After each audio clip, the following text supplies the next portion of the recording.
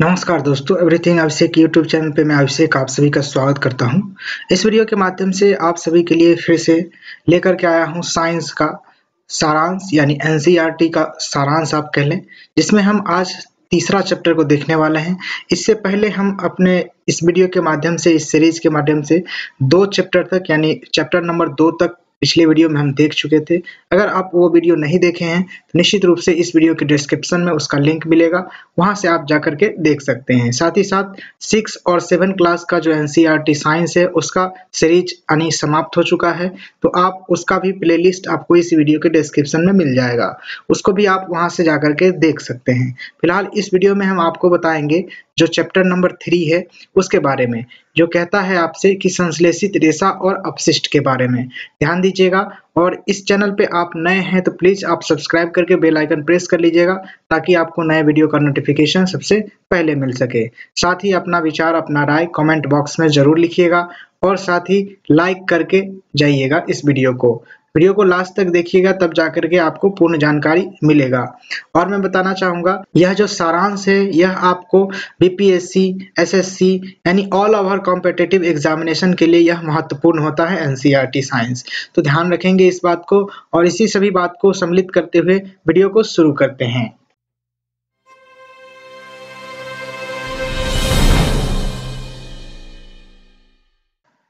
यहाँ देखिए, तो सबसे पहले आपको मैं बता ही दिया, चैप्टर का नाम संश्लेषित रेशा और प्लास्टिक है, और इसी से संबंधित होगा इस चैप्टर के बारे में सारे के सारे महत्वपूर्ण कंसेप्ट।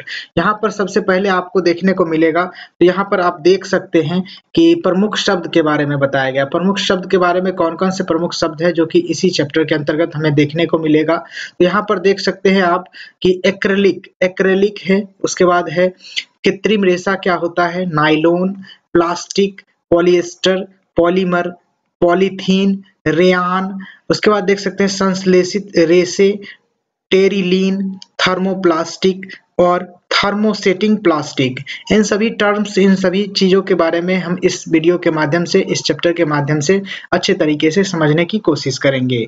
आइए देखते हैं। सबसे पहले फैक्ट के रूप में यहाँ पर स्क्रीन पे आपको दिख रहे होंगे, क्वेश्चन के रूप में पूछा गया है यहाँ पर कि क्या आप जानते हैं, किस चीज के बारे में पूछा जा रहा है, क्या आप जानते हैं। तो यहाँ पर देखेंगे कि नाइलॉन रेशम जैसा दिखता है, यानी कि नाइलॉन जो एक प्रकार का रेशा है, संश्लिष्ट रेशा है, वह क्या है, तो रेशम जैसा दिखता है। यह प्रबल और लचीला होता है।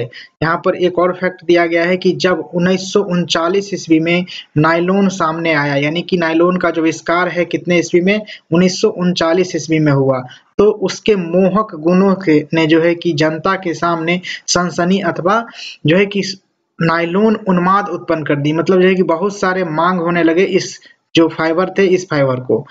इससे जो है कि देख सकते हैं इस नए रेशे से बने महिलाओं के मोजों की भारी मांग थी, परंतु दुर्भाग्य थी कि द्वितीय विश्व युद्ध चल रहा था उस समय में, 1939 से लेकर के 1945 तक।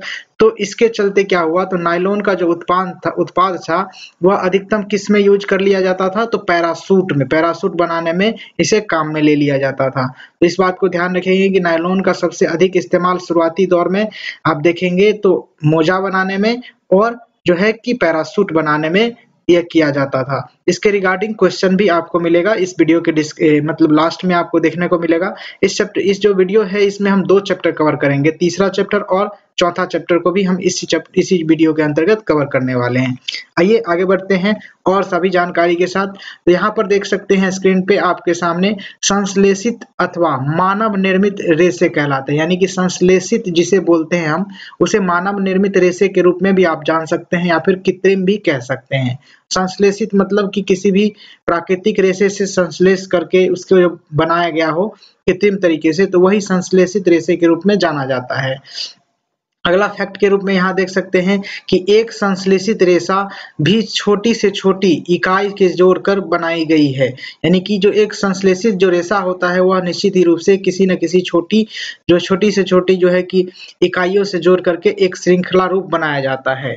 प्रत्येक छोटी इकाई वास्तव में एक रासायनिक पदार्थ होता है। ध्यान रखेंगे, इस प्रकार के अनेक छोटी इकाइयां मिलकर एक बड़ी एकल इकाई बनाता है जो बहुलक का निर्माण करता है। ध्यान रखेंगे, बहुलक को अंग्रेजी में पॉलीमर कहते हैं। तो ध्यान रखेंगे इस बात को, जो छोटी से छोटी इकाई से मिलकर के, बहुत सारे छोटी से छोटी इकाइयों से मिलकर के जब हम किसी एक बड़े एकल इकाई का निर्माण करते हैं तो वह बहुलक कहलाता है, पॉलीमर कहलाता है। ध्यान रखेंगे। आगे बढ़ेंगे नेक्स्ट फैक्ट की तरफ, तो देख सकते हैं बहुलक प्राकृतिक में पाए जाते हैं। उदाहरण के लिए आप देख सकते हैं कपास एक बहुलक है। कपास क्या है? तो बहुलक है। कई बार एग्जामिनेशन में पूछा जाता है कि इनमें से कौन से बहुलक है। कपास, नायलॉन, रेयान और इस तरीके से प्लास्टिक, इस तरीके से दे दिया जाएगा तो आप निश्चित रूप से कपास को यहाँ पर टिक आउट कर सकते हैं। जो किससे बनाया गया है? तो सेलुलोज, देख सकते हैं जो सेलुलोज कहलाता है। ध्यान रखेंगे कपास एक बहुलक है जो क्या कहलाता है? सेलुलोज कहलाता है। सेलुलोज बड़ी संख्या में ग्लूकोज इकाइयों द्वारा निर्मित किया जाता है, यानी बहुत बड़े जो ग्लूकोज की जो छोटी छोटी इकाइयों से लेकर के आपको सेलुलोज का निर्माण किया जाता है। आगे देखेंगे और फैक्ट है यहाँ पर कि पॉलिएस्टर एक अन्य संश्लेषित रेशा है, यानी कि पॉलिएस्टर जो है एक प्रकार का कृत्रिम रेशा है, संश्लेषित रेशा है। आगे देखेंगे यहाँ से एक और फैक्ट की तरफ कि इस प्रकार का रेशा कास्ट लुगदी के रासायनिक उपचार से प्राप्त किया गया है। कौन से रेशा? यह रेशा रेयान कहलाता है अथवा कृत्रिम रेशम कहलाता है। कृत्रिम रेशम को ही रेयान कहते हैं। ध्यान रखेंगे कृत्रिम रेशम को रेयान कहते हैं और रेयान जो होता है वह कास्ट लुगदी से बनता है। कास्ट लुगदी से रासायनिक उपचार करके बनता है। ध्यान रखेंगे यद्यपि रासायनिक प्राकृतिक स्रोत कास्ट लुगदी से प्राप्त किया जाता है। यद्यपि क्या है? तो रेयान जो है प्राकृतिक स्रोत कास्ट लुगदी से प्राप्त किया जाता है। यह एक मानव निर्मित रेशा है। कौन सा? तो रेयान क्या है? एक मानव निर्मित रेशा है। ध्यान रखेंगे अगला फैक्ट है कि नायलॉन एक अन्य मानव निर्मित रेशा है। इसे 1931 ईस्वी में बिना किसी प्राकृतिक कच्चे माल पौधे या फिर जंतु से प्राप्त किया गया या फिर उपयोग किए बनाया गया था। यानी कि ध्यान रखेंगे जो नायलॉन एक ऐसा रेशा था जिसे 1931 ईस्वी में बनाया गया, ना ही इसमें जो है कि किसी भी प्राकृतिक जो कि कच्चे मालों, प्राकृतिक जो रेशे हैं, प्राकृतिक कच्चे माल का उपयोग नहीं किया गया। ध्यान रखेंगे जैसे कि आप देख सकते हैं पौधे का ही नहीं उपयोग किया गया, ना ही जंतु का उपयोग किया गया। इसके निर्माण कोयले, जल और वायु से किया गया। ध्यान रखेंगे नायलॉन का निर्माण किससे होता है? कोयला, जल और वायु से होता है। कोयला, जल और वायु से किस चीज का निर्माण होता है? तो नायलॉन का निर्माण होता है। यह प्रथम पूर्ण रूप से संश्लेषित रेशा था। ध्यान रखेंगे पूर्ण रूप से संश्लेषित रेशा कौन है? तो पूर्ण रूप से संश्लेषित रेशा नायलॉन को आप कह सकते हैं, जिसके द्वारा देख सकते हैं मोजा बनाया जाता था, डोरी बनाया जाता था, जिसका इस्तेमाल आप पैराशूट में करते थे। आप देख सकते हैं डोरी के रूप में हम लोग रस्सी के रूप में करते हैं। ब्रश में जो आगे वाला ये जो होता है दांतों को साफ करने वाला, इसका जो इस्तेमाल नायलॉन के थ्रू ही बनाया जाता है। उसके बाद देखिए एक और फैक्ट दिया गया है कि टेरिलीन एक लोकप्रिय पॉलिएस्टर है। टेरिलीन क्या है? तो एक प्रकार का पॉलिएस्टर है। टेरिलीन क्या है? तो पॉलिएस्टर है। ध्यान रखेंगे इस बात को। आगे बढ़ेंगे तो और जानकारी आप देख सकते हैं नायलॉन का उपयोग रेशा मतलब जो है कि पैराशूट बनाने में किया जाता था, यहाँ पर बताया गया है। उसके बाद देख सकते हैं PET बोलते हैं इसे, एक बहुत सुपरिचित प्रकार का पॉलिएस्टर है जिसका उपयोग बोतलें, बर्तनें, फिल्म तथा तार और अन्य उपयोगी उत्पादों के निर्माण के लिए किया जाता है। ध्यान रखेंगे PET एक प्रकार का जो है कि सुपरिचित क्या है? तो पॉलिएस्टर है। क्या है? PET क्या है? तो पॉलिएस्टर है, जिसका निर्माण बोतल, बर्तन, फिल्म, तार के बनाने में किया जाता है। ध्यान रखेंगे इस बात को, बोतल, बर्तन और फिल्म, तार ये सब चीज बनाने में PET का उपयोग किया जाता है। यह एक प्रकार का पॉलिएस्टर होता है। अगला फैक्ट, संबंधित संश्लेषित रेशे पेट्रोलियम मूल के कच्चे माल जो पेट्रो रसायन कहलाते हैं। ध्यान रखेंगे सभी संश्लेषित रेशे होते हैं जो पेट्रोलियम मूल के कच्चे माल जो होते हैं, जो पेट्रोलियम मूल के कच्चे माल कौन है? तो पेट्रो रसायन से बनते हैं। ध्यान रखेंगे जो सभी संश्लेषित रेशे हैं जो कि पेट्रोलियम मूल के कच्चे माल जो कि पेट्रो रसायन से बनते हैं या पेट्रो रसायन कहलाते हैं, वे विविध प्रक्रमों द्वारा तैयार किए जाते हैं। वे क्या करते हैं तो बहुत सारे प्रक्रमों द्वारा इसे तैयार किया जाता है। अगला फैक्ट की तरफ देखें तो यहाँ पर देख सकते हैं पॉलिएस्टर यानी कि पॉलीजोर एस्टर। पॉलीजोर एस्टर वास्तव में एक प्रकार का जो है कि एस्टर कहलाता है। वास्तव में एक जो है रसायन जो कि एस्टर कहलाता है। क्या कहलाता है? एस्टर कहलाता है। देख सकते हैं यहाँ पर कि इकाइयों की पुनरावृत्ति से बनता है। एस्टर के इकाइयों की जो पुनरावृत्ति है उससे बनते हैं। जब आप देख सकते हैं कि किसी भी मतलब जो है कि संश्लेषित रेशे का निर्माण होता है तो उसमें किसी न किसी छोटे इकाई पर किसी न किसी रसायन का यूज किया रहता है, किसी न किसी मतलब रेशे का यूज किया रहता है। तो उसी प्रकार से आप यहाँ पर देख सकते हैं कि एस्टर का इस्तेमाल करके इसे बहुत सारे एस्टर को मतलब पुनरावृत्ति करके जो है कि पॉलिएस्टर बनाया गया। एस्टर वे रसायन है जो फलों को उनकी गंध प्रदान करते हैं। एस्टर वे रसायन है जो फलों को उनकी गंध प्रदान करते हैं। निर्मित कपड़े पॉलीकॉट देख सकते हैं। निर्मित जो कपड़े हैं वह पॉलीकॉट, पॉलीवूल, टेरिकॉट आदि नामों से बेचे जाते हैं। ध्यान रखेंगे जो इस प्रकार के जो संश्लेषित रेशे हैं, पॉलिएस्टर से संश्लेषित जो रेशे हैं वह किस प्रकार के रूप में कपड़े के रूप में मिलते हैं मार्केट में? पॉलीकॉट, पॉलीवूल और टेरिकॉट नाम से आप देखते होंगे मार्केट में। जैसा कि नाम आप सुझाते हैं ये कपड़े दो प्रकार के रेशों से मिलकर बनाए जाते हैं। पॉलीकॉट जो है कि पॉलिएस्टर और कपास के मिश्रण से बनता है। पॉलीकॉट किससे बनता है तो पॉलिएस्टर और कपास के निर्माण से उपयोग से बनता है। पॉलीवूल को देखें तो पॉलिएस्टर और ऊन के जो इस्तेमाल से आप पॉलीवूल नामक जो है कि मिश्रण से आप उसको रेशे का निर्माण कर सकते हैं। ये बात ध्यान रखेंगे आप। यहाँ पर देखिए तो और फैक्ट आपके सामने निकल के आता है कि हम सर्दियों में स्वेटर पहनते हैं तथा शाल अथवा कंबलों का उपयोग करते हैं। इनमें से बहुत से वास्तव में प्राकृतिक ऊन से निर्मित नहीं होते हैं। ध्यान रखेंगे हाँ, प्राकृतिक ऊन से नहीं होते हैं। प्राकृतिक ऊन आप देख ले या फिर मानव निर्मित ऊन को आप कह सकते हैं पॉलीवूल। देख सकते हैं इसी बात को यहाँ पर बताया गया भी है। यहाँ पर यद्यपि वे ऊन के सदृश दिखाई देते हैं मतलब ऊन के जैसा ही दिखाई देते हैं, ये अन्य प्रकार के संश्लेषित रेशे से तैयार किए जाते हैं जो क्या कहलाते हैं? एक्रिलिक कहलाते हैं। क्या कहलाते हैं? एक्रिलिक कहलाते हैं। यानी कि जो ध्यान देंगे जो कृत्रिम ऊन होगा उसे क्या कहते हैं हम लोग? एक्रिलिक कह सकते हैं। आगे बढ़ेंगे और जानकारी हासिल करेंगे यहाँ से कि संश्लेषित रेशे की तरह प्लास्टिक भी एक प्रकार का क्या है तो बहुलक है। संश्लेषित रेशे की तरह प्लास्टिक भी एक प्रकार का बहुलक है। आगे बढ़ेंगे तो पॉलीथीन किसे कहते हैं? पॉलीजोर एथीन। पॉलीजोर एथीन यानी कि प्लास्टिक का एक उदाहरण है जो सामान्य उपयोग में आने वाले पॉलीथीन की थैलियों बनाने में काम आते हैं। ध्यान रखेंगे जो पॉलीथीन की जो हम लोग थैली इस्तेमाल करते हैं वह पॉलीएथीन या पॉली प्लस एथीन से ही निर्माण किए जाते हैं। यहाँ से देखेंगे और जानकारी प्लास्टिक जो गर्म करने पर आसानी से विकृत हो जाती है यानी पिघल जाती है, खराब हो जाती है और सफलतापूर्वक मुड़ जाती है वह थर्मोप्लास्टिक कहलाता है। थर्मोप्लास्टिक कहलाता है। ध्यान रखेंगे जो प्लास्टिक गर्म करने पर आसानी से विकृत हो जाती है, सिकुड़ जाती है, मुड़ जाती है, खराब हो जाती है और सरलतापूर्वक जो है कि मुड़ जाती है वह क्या कहलाएगा? थर्मोप्लास्टिक कहलाएगा। ध्यान रखेंगे पॉलीथीन और पीवीसी देख सकते हैं थर्मोप्लास्टिक के कुछ उदाहरण है। पॉलीथीन और पीवीसी क्या है तो थर्मोप्लास्टिक है। इसका जो है उपयोग खिलौने बनाने में, कंघियां का निर्माण में, कंघी जो हम लोग बाल सीटते हैं उसके निर्माण में और विभिन्न प्रकार के पात्रों के निर्माण में इसे बड़े पैमाने पर इस्तेमाल किया जाता है। आगे बढ़ेंगे और जानकारी हासिल करेंगे यहाँ से कि कुछ प्लास्टिक ऐसे हैं जिन्हें एक बार सांचे में ढाल दिया जाए तो उन्हें उष्मा देकर गर्म नहीं किया जा सकता। तो यह क्या कहलाएगा? थर्मोसेटिंग प्लास्टिक कहलाएगा। क्या कहलाएगा? थर्मोसेटिंग प्लास्टिक वह होता है जिसे उष्मा देकर के भी हम उसे पिघला नहीं सकते हैं तो वह कहलाएगा थर्मोसेटिंग प्लास्टिक।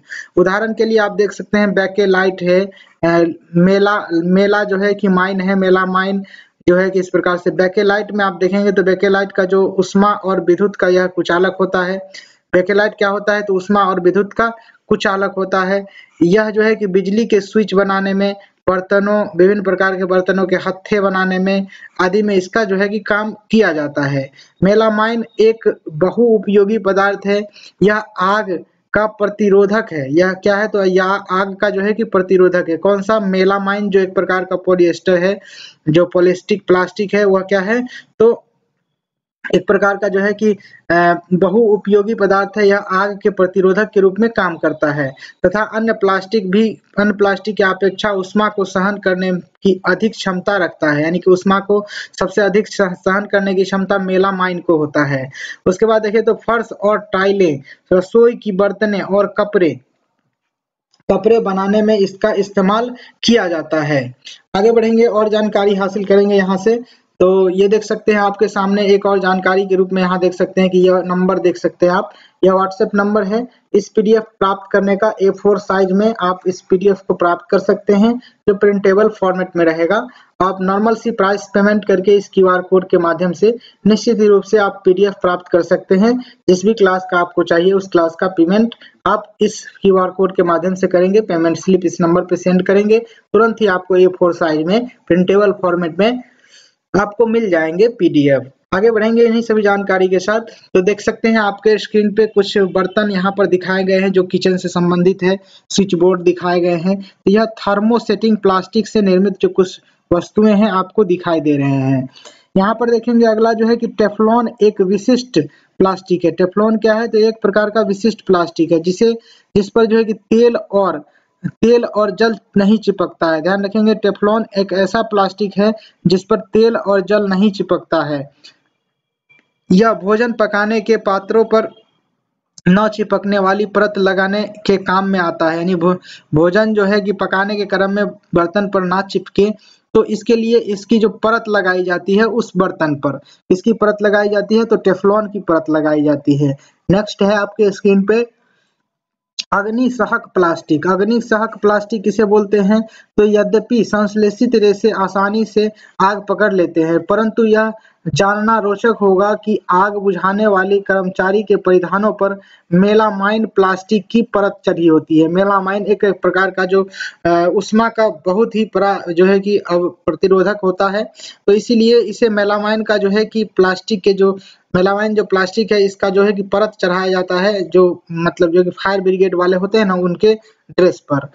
आगे बढ़ेंगे तो और जानकारी आपके सामने निकल के आएगा कि पदार्थ जो प्राकृतिक प्रक्रिया या जीवाणु की क्रिया द्वारा अपघटित हो जाते हैं वह क्या कहलाता है? जैव निम्नीकरणीय कहलाता है। जैव निम्नीकरणीय कहलाता है। क्या कहलाता है? जो पदार्थ जो प्राकृतिक प्रक्रिया जैसे कि जीवाणु की क्रिया द्वारा अपघटित हो जाते हैं वह जैव निम्नीकरण कहलाता है। यानी कि वैसा पदार्थ जो प्राकृतिक क्रिया द्वारा अपघटित हो जाते हैं तो वह क्या कहलाता है? जैव निम्नीकरणीय कहलाता है। पदार्थ जो प्राकृतिक प्रक्रियाओं द्वारा वैसा पदार्थ जो प्राकृतिक प्रक्रियाओं द्वारा सरलता से विघटित नहीं होता है उसे जैव अनिम्नीकरणीय कहलाता है। जैव अनिम्नीकरणीय कहलाता है।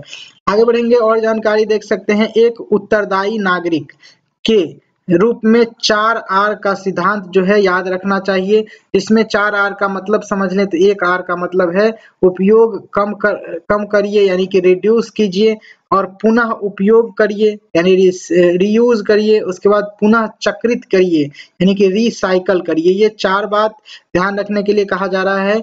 और लास्ट में देख सकते हैं पुनः प्राप्त करिए, रिकवर। ये 4R को आप ध्यान रखेंगे। यहाँ पूछा जा सकता है कि प्लास्टिक के संदर्भ में 4R किससे संदर्भित है, इस प्रकार से क्वेश्चन पूछा जा सकता है। या फिर 4R किससे संबंधित है, इस प्रकार से क्वेश्चन पूछा जा सकता है। तो निश्चित रूप से आप बता सकते हैं कि यह जो एक प्रकार का है कि उत्तरदायी नागरिकों के ऊपर जो है 4R का सिद्धांत है, एक प्रकार का सिद्धांत है जो कि प्लास्टिक के उपयोग को बताता है, प्लास्टिक के उपयोग को कंट्रोल करने की अवधारणा को विकसित करता है। आगे बढ़ेंगे, जानकारी देख सकते हैं आपके स्क्रीन पे जो एक प्रकार से सारांश के रूप में आपको दिखने वाले हैं। यहाँ से देखें तो सबसे पहला आपके स्क्रीन पे कहता है कि संश्लेषित रेशे और